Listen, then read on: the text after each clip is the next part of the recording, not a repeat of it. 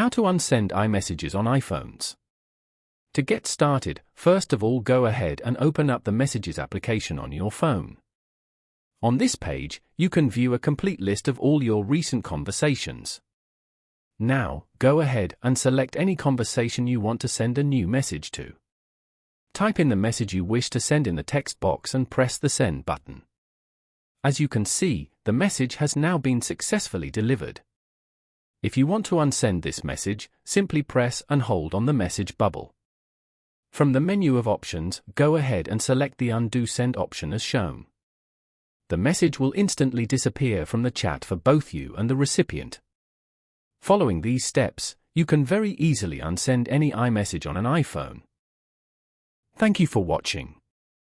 Please leave a like if this tutorial helped you, or leave a comment below if you have any questions related to the video.